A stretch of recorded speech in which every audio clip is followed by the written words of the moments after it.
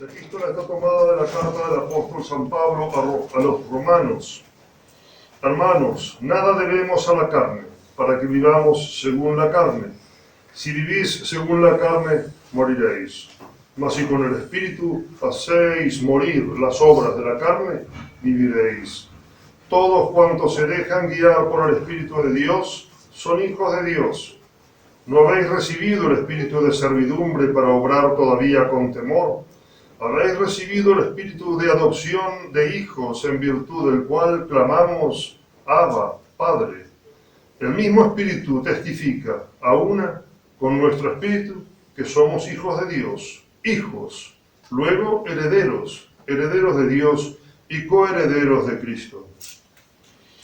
En nombre del Padre, y del Hijo, y del Espíritu Santo. Amén. Dios te salve María, llena eres de gracia, y el Señor es contigo. Bendita tú eres entre todas las mujeres, y bendito es el fruto de tu vientre, Jesús. Santa María, Madre de Dios, ruega por nosotros pecadores, ahora y en la hora de nuestra muerte. Tenemos en este octavo domingo después del Pentecostés una hermosa epístola donde San Pablo nos habla de la paternidad de Dios sobre cada uno de nosotros.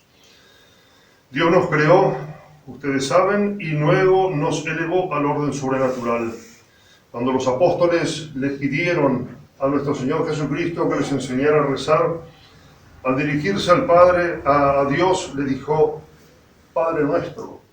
O sea, porque nosotros, al haber sido elevados al orden sobrenatural, participamos por medio de la gracia de la misma vida divina y somos hijos adoptivos de Dios.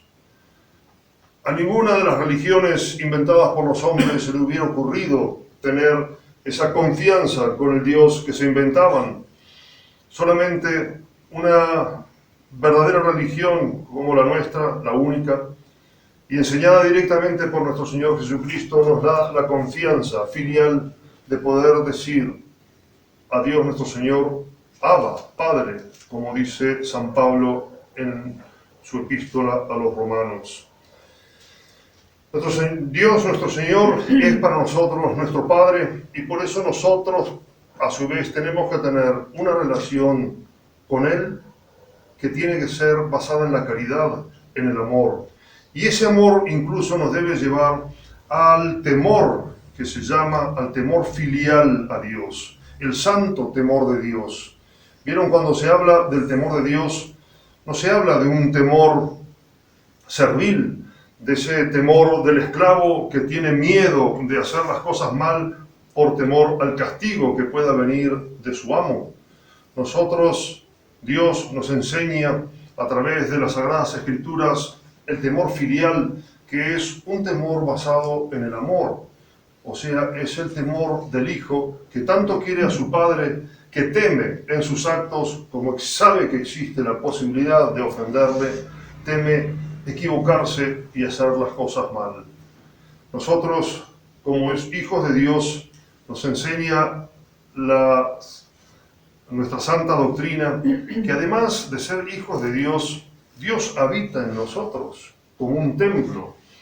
Es lo que se llama la inhabitación divina, por medio de la gracia. Las personas que están en gracia de Dios tienen a Dios en su corazón, y ese temor es el de precisamente perder esa gracia, que solamente se pierde por el pecado mortal. El verdadero hijo teme ofender a su padre, teme ofenderlo en las cosas más mínimas, más pequeñas. Por eso la santidad consiste en ese cumplimiento de la voluntad de Dios y en esa delicadeza para con Dios, estar en los más mínimos detalles para no ofenderle. Ni hablar de lo que sería lo otro, echar a Dios de nuestra alma y convertirla en una cueva de ladrones. Eso pasa cuando tenemos la desgracia de cometer un pecado mortal.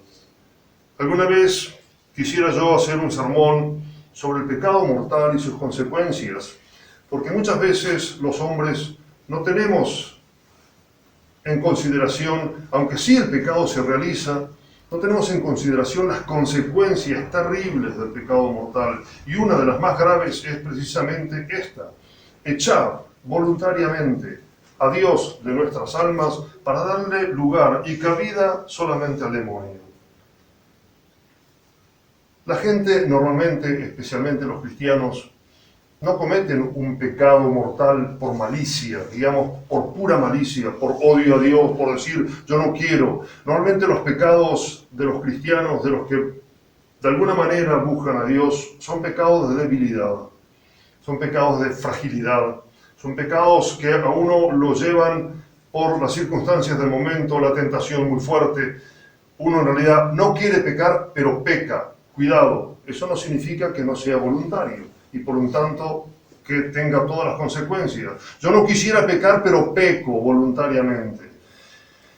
Es verdad que esos pecados, por ser de debilidad o de fragilidad, no son tan graves como aquellos que puedan cometer una persona que odia a Dios o que quiere hacer las cosas por causarle un daño a Dios, que en definitiva, bien sabemos, no le podemos causar, la gente no le puede causar un daño a Dios. Pero es contra ese tipo de pecado, contra los pecados de fragilidad que nosotros debemos combatir, porque las consecuencias en realidad son gravísimas. Y entre ellas es convertir mi alma, que es templo de Dios. Justo nosotros estamos viendo la historia de Salomón, el hijo de David, uno de los más grandes reyes que ha existido sobre la tierra y que edificó el templo de Dios con toda la magnificencia, con toda la hermosura que nos narra las Sagradas Escrituras. Bien, ese templo es figura de nuestra alma. En ese templo no habitaba Dios como habita en las almas en gracia de Dios. Por eso San Pablo nos dice, ustedes no son deudores de la carne, sino deudores del Espíritu, y por eso debemos vivir de acuerdo a lo que realmente somos, hijos adoptivos de Dios. Simplemente vivir de acuerdo a las consecuencias de lo que eso significa. Y por otro lado tenemos el Evangelio. Es un Evangelio difícil de comentar, pero lo vamos a encarar desde el punto de vista de la administración que Dios nos da a cada uno de nosotros. Y vamos a emparentarla con aquella otra parábola de los talentos que Dios da a cada uno de nosotros para que fructifiquemos con Él. Simplemente somos administradores de todos los dones que poseemos, absolutamente de todos. En esos dones nosotros podemos ver los dones espirituales, primero, como son la gracia y las virtudes que nos las da Dios. Son regalos de Dios, totalmente gratuitos y totalmente inmerecidos de nuestra parte.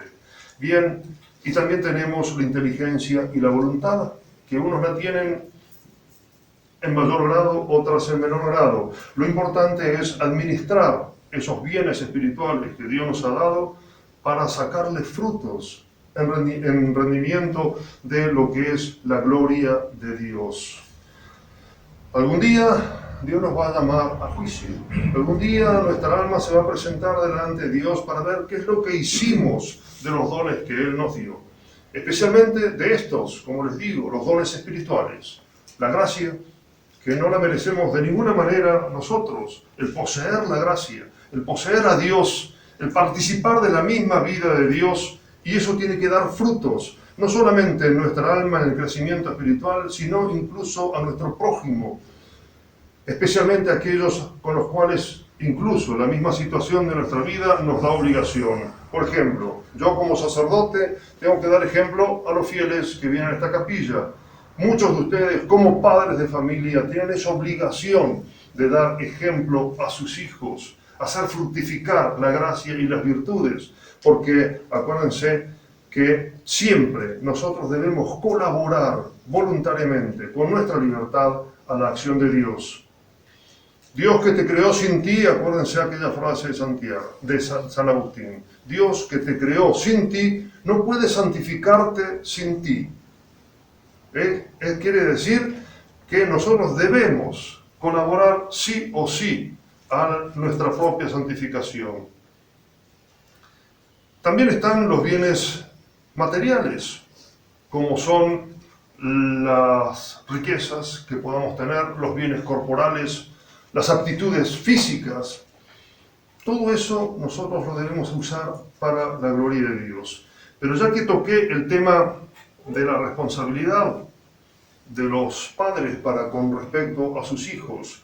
Tengan en cuenta que los hijos se los han sido dados por Dios para que ustedes los lleven al cielo, o por lo menos les den todos los elementos para que ellos puedan llegar al cielo. A veces uno como sacerdote que conoce distintos tipos de gente, distintos tipos de familias, a veces personas que creen incluso en la santa doctrina, en la verdadera doctrina, pero después en la forma de actuar parece como si no tuvieran en cuenta esas grandes verdades de fe. Sabemos que algún día vamos a morir y sabemos que somos hombres de eternidad, que tenemos un alma inmortal que va a vivir eternamente o en el cielo o en el infierno.